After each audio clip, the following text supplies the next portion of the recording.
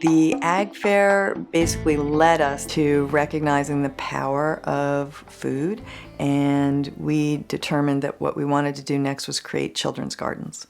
And the local library was also interested in creating a children's garden. We had a vibrant recreation program that pulled children in the summer from Provincetown, Truro, Wellfleet, Eastham, and also children from all around the world who were visiting. So we created a raised bed garden behind the public library, and we cycle upwards of 500 kids through the program a year.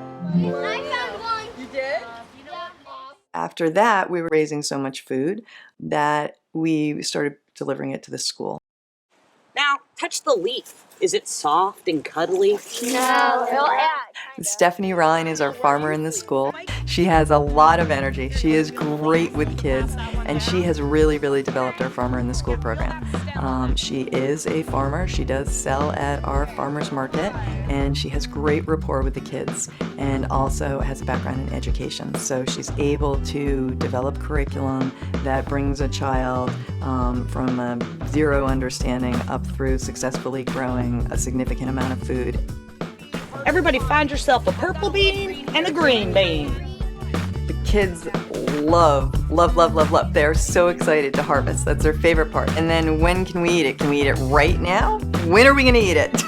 So some of it we'll wash and eat right then, and some of it we will bring to the school cafeteria. And it's really exciting for them because I think they see the cafeteria as sort of a more big institutional formal place, and that their food can be in the salad bar, or their food can be behind and being served onto their trays for everybody to have. And so then what started happening is we could see they would say, turn to their friends who weren't part of the program and say, I grew this spinach, you gotta check it out, Bobby. And Bobby would come over and eat the spinach too. So there would be Timmy eating all the spinach, and there would be Bobby eating the spinach too. So we recognized there was this infectious, contagious excitement over the harvesting and creating of your own food. What are those? Zucchini noodles. I love the tomatoes. Are they good? They're really good. Did you grow them? Yeah. The school grew them. 8 3/4 pounds. Looks good. Excellent.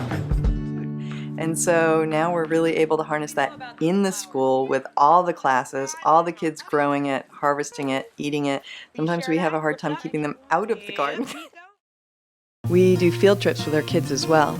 We bring the farmers, the oystermen, the lobstermen, the fishermen and women to the school, but we also bring the kids to where they work. And that way we're able to really show the kids how this food is produced and where it comes from. How does it end up on the table?